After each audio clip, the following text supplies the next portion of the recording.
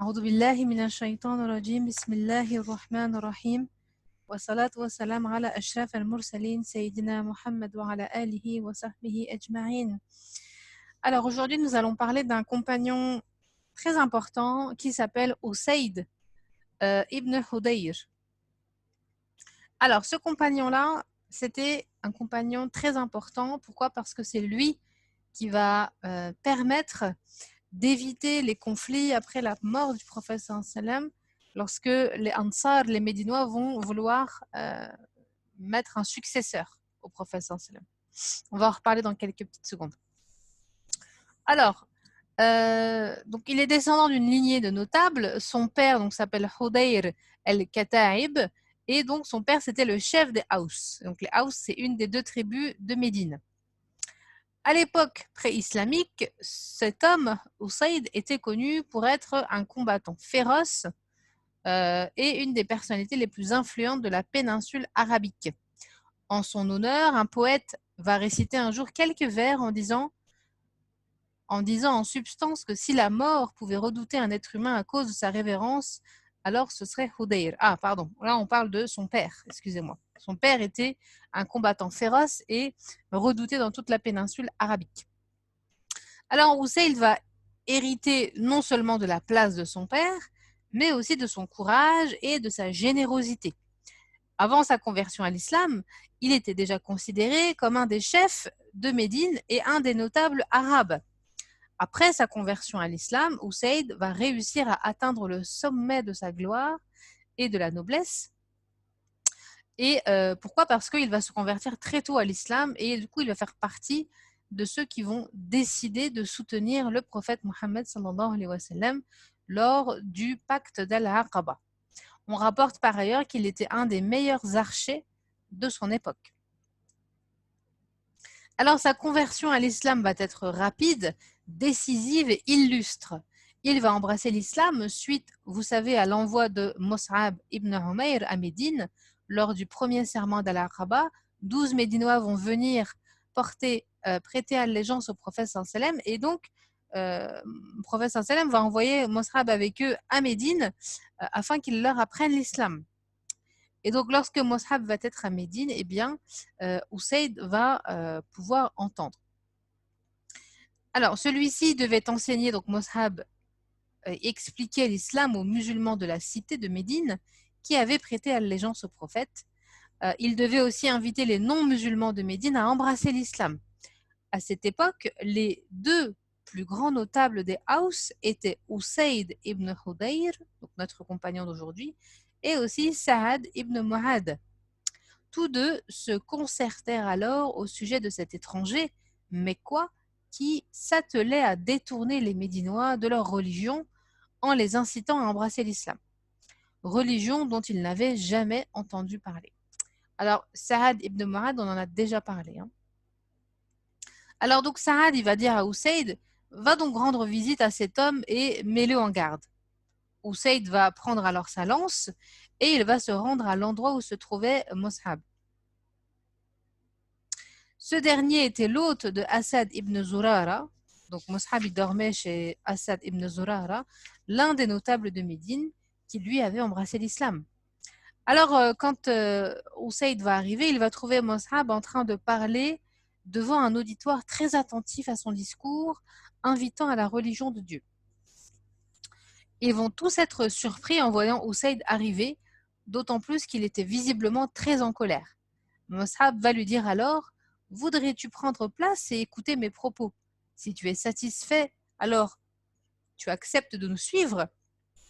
Et si tu répugnes les propos que nous tenons, alors on s'abstiendra de dire des paroles qui te déplaisent. » Usayd, lui, était un homme sagace et intelligent. Les gens de Médine le surnommaient le Parfait, un surnom que portait déjà son père avant lui. Voyant que Mus'ab faisait appel à sa raison, à la logique et au bon sens, il planta sa lance dans la terre et lui dit « Tu as été équitable, je t'écoute. » Alors Mus'ab va se mettre à réciter des versets du Coran et à lui parler des préceptes de la nouvelle religion. Dieu avait ordonné à son messager, sallallahu alayhi wa sallam, de faire parvenir son message à l'humanité. certaines personnes présentes lors de cet entretien dirent qu'elles avaient deviné à l'expression du visage d'Usayd que celui-ci allait se convertir à l'islam. Effectivement, elles avaient deviné son attachement à l'islam avant même qu'il ne s'exprime. Elles dirent: nous l'avons deviné à travers le rayonnement de son visage. Subhanallah. Alors que Mus'hab finissait de parler, Usayd, lui, dit avec émerveillement: il n'y a pas plus belle parole que celle-ci. Comment fait-on pour adhérer à cette religion? Subhanallah. Mus'hab lui dit alors: tu dois purifier tes vêtements et ton corps, prononcer la profession 2 fois et faire la prière. Usayd était un homme droit et doté d'une forte personnalité. Il n'hésitait pas à suivre la vérité lorsque celle-ci se présentait à lui. Il était hors de question pour lui d'attendre un seul instant pour intégrer cette nouvelle religion pour laquelle son cœur s'était ouvert. Il fit alors ses grandes ablutions, se purifia et se prosterna devant le Seigneur des mondes. Usayd avait décidé de ne pas cacher sa conversion et de faire ses adieux à l'idolâtrie à l'époque de l'ignorance. Alors Usayd devait maintenant retourner auprès de Sa'ad ibn Mu'adh, qui l'avait envoyé pour tuer Mus'hab, mais en fait maintenant il est converti à l'islam, subhanallah. Ça nous rappelle aussi la conversion de Omar ibn al-Khattab, qui était décidé à en finir avec Mohammed sallallahu alayhi wa sallam, mais sur la route, eh bien, il va plutôt faire autre chose, il va se retrouver chez sa sœur, et chez sa sœur, eh bien, son cœur va être guidé, alhamdoulilah. Alors Usayd devait annoncer s'il avait réussi à stopper les agissements de Mus'hab ibn Umayr en le chassant hors de Médine. Il repartit donc rejoindre Sa'ad, mais dès qu'il approcha de l'endroit où il se trouvait, Sa'ad dit à ceux qui l'entouraient: « Je jure que Usayd nous revient dans un état dans lequel il ne se trouvait pas avant de nous quitter. » Et en effet, il était parti avec un cœur débordant d'amertume et de colère et de défi, mais il est revenu avec un visage serein, rayonnant et dégageant de la miséricorde. Alors Sa'ad et Usayd avaient une nature semblable. Usayd voulut donc se montrer perspicace avec lui.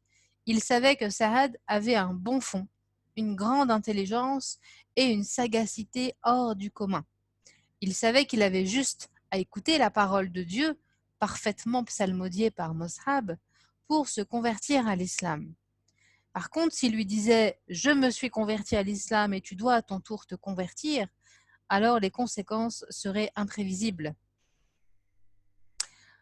Il devait donc réussir à provoquer du zèle et de l'ardeur chez Sa'ad afin que ce dernier rejoigne la séance animée par Mus'hab. Sa'ad pourrait alors juger par lui-même en entendant les versets du Coran. Comment donc allait-il réaliser cela?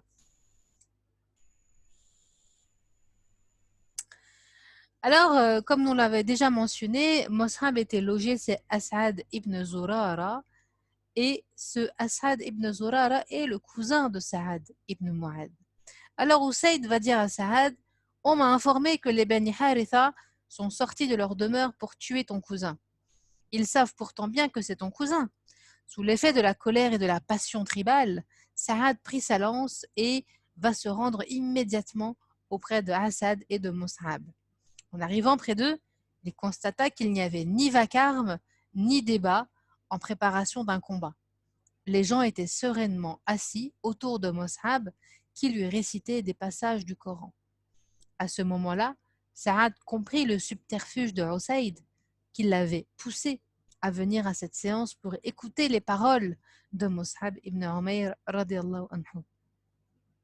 Les prévisions d'Usayd s'avéreront justes, car son ami se convertira effectivement à l'islam en entendant la lecture du Coran.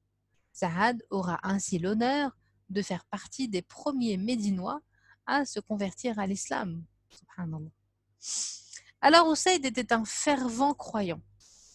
On pouvait observer l'impact de sa foi aussi bien au niveau de sa raison que de son cœur. Il était un homme patient, indulgent et doté d'une grande capacité de jugement. Il savait peser le pour et le contre sans être influencé par des paramètres extérieurs. Ces qualités faisaient de lui un homme intègre et digne de confiance. Lors de l'expédition des Bani Mustaliq, Abdullah ibn Ubay s'adressa aux Médinois musulmans qui l'entouraient en disant: Vous les avez accueillis chez vous et vous avez partagé vos biens avec eux. Par Dieu, si vous leur coupez les vivres, ils vous quitteront. Alors cette expédition des Bani Mustaliq a lieu en l'an 6 de l'Hégire. C'est sur le chemin du retour d'ailleurs que Aïcha radhiyallahu anha va perdre son collier avant d'être calomniée. Lors de cette expédition, les hypocrites de Médine vont tenter de déstabiliser l'État musulman en créant plusieurs conflits internes. Qu'Allah les maudisse. Amin. Alors, cet hypocrite, Abdullah ibn Ubay, va dire aux Médinois, si vous les avez accueillis chez vous et vous avez partagé vos biens avec eux, mais par Dieu, si vous leur coupez les vivres, ils vous quitteront. Par Dieu, si nous retournons à Médine, le plus puissant d'entre nous expulsera le plus vil. Et en entendant ces paroles, Zaïd ibn al-Arqam, un compagnon, se sentit obligé de les rapporter au prophète sallallahu alayhi wa sallam. En entendant les faits, le prophète sallallahu alayhi wa sallam fut affecté et partagea ses sentiments avec Usayd. Il lui dit: N'as-tu pas entendu ce qu'a dit votre compagnon? Usayd va lui répondre: Mais de quel compagnon parles-tu, ya Rasulallah? Le prophète sallallahu alayhi wa sallam lui dit: Je parle de Abdullah ibn Ubay. Et là, Usayd dit: Et qu'a-t-il dit? Le prophète sallallahu alayhi wa sallam lui dit: Il prétend que s'il retourne à Médine, le plus puissant expulsera assurément le plus vil, le plus faible. Usayd dit alors: Ya Rasulallah, si Dieu le veut, ce sera toi qui l'expulseras. Par Dieu, tu es assurément bien plus puissant que ce vil personnage. Il ajouta ensuite: Ya Rasulallah, traite-le avec indulgence, car par Dieu, Dieu t'a envoyé à nous. Alors que son peuple s'apprêtait à le consacrer roi, il pense que l'islam l'a privé de la royauté. Alors, grâce à son raisonnement apaisé, profond, équilibré et clair, c'est donc ce compagnon qui va à chaque fois résoudre les problèmes rencontrés de façon intuitive et rapide. Lors de la rencontre tenue dans la Saqifa c'est un endroit où, après la mort du prophète sallallahu alayhi wa sallam, les Médinois vont se regrouper pour choisir parmi eux le successeur politique de la communauté musulmane. Plusieurs compagnons d'origine mécoise participeront aussi à cette réunion où il sera décidé que Abu Bakr sera le calife. Ce n'est qu'à la suite de cette réunion qu'il sera demandé aux musulmans de prêter allégeance à Abu Bakr radiyallahu anhu. Alors, Usayd va se montrer à nouveau très efficace. Alors que les Ansar et à leur tête Saad ibn Ubada déclaraient avoir le droit au califat et que la discussion commençait à s'enflammer, Usayd réussit à se positionner et à réorienter le débat. Il se leva et s'adressa à ses confrères Ansar en disant: Vous savez tous que le prophète sallallahu alayhi wa sallam était du nombre des muhajirin. Par conséquent, son successeur doit aussi être du nombre des muhajirin. Quant à nous, nous avons été les soutiens Ansar du messager de Dieu sallallahu alayhi wa sallam, et notre attitude ne doit pas changer envers son successeur.